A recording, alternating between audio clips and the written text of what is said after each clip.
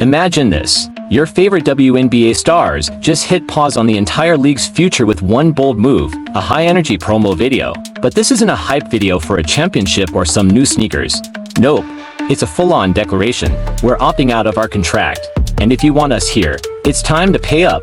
This isn't just another negotiation. It's a potential game changer that could alter everything: player salaries, team dynamics, even how the WNBA operates for years to come. So, what's really going on? Why are the players shaking things up now? And what does this mean for the future of the league you love? So, here's the big news. The WNBA Players Association just opted out of their CBA. If you're not familiar, the CBA is basically the agreement between the players in the league that governs things like salaries, travel, benefits, and season schedules. It's the backbone of how the league operates. What's really interesting is how they did it.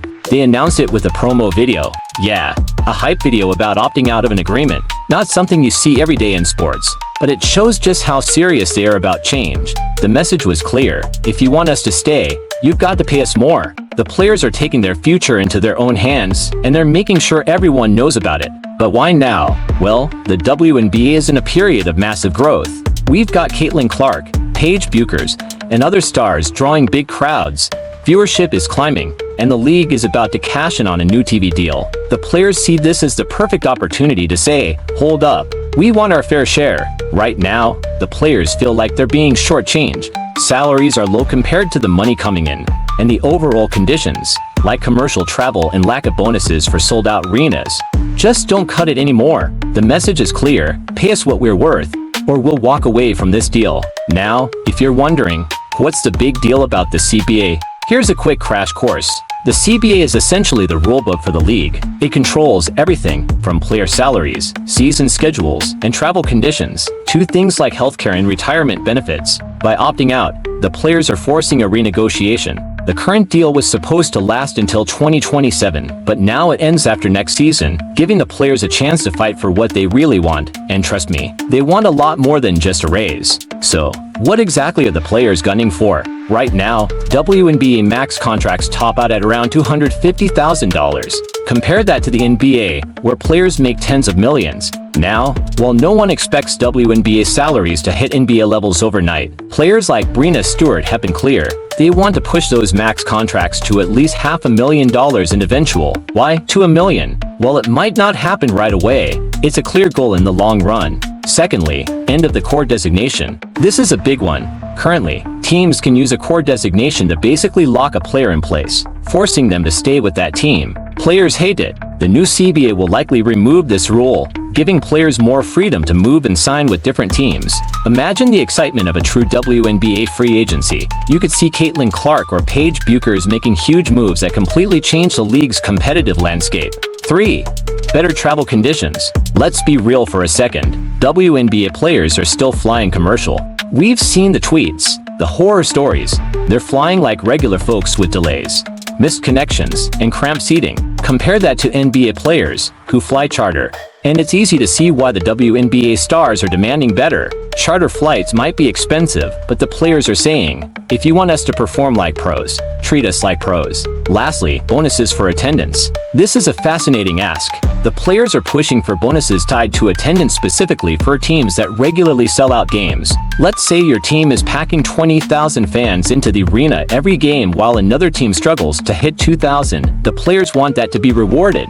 And honestly, it makes sense. The more fans show up, the more revenue the league makes. Shouldn't the players benefit from that too? So, what happens now? With the opt-out, the current CBA ends after the 2024 season, which means the players in the league have about a year to renegotiate a new deal. No major changes will hit this season, but next year, that's when the fireworks could really start. Both sides, the players and the WNBA, know that the league is at a tipping point. The new TV deal, the rising stars, the increased viewership.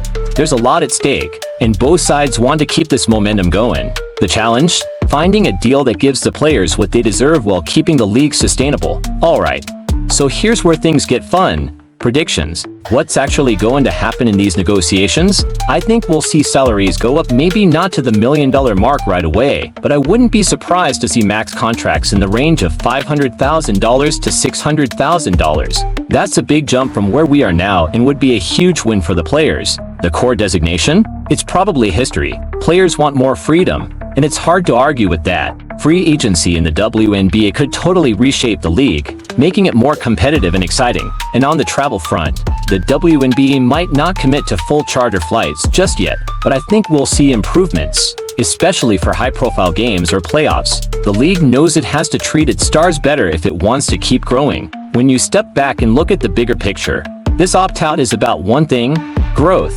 The WNBA is evolving, and the players want to make sure they're a part of that evolution. They're saying, "We're the reason this league is thriving, and we deserve to benefit from that success." But it's more than just salaries and travel. It's about setting the stage for the future. If the WNBA gets this new CBA right, it could fuel the next wave of growth and take the league to the next level, where players are paid fairly, and the game gets the respect it deserves. So, what do you think?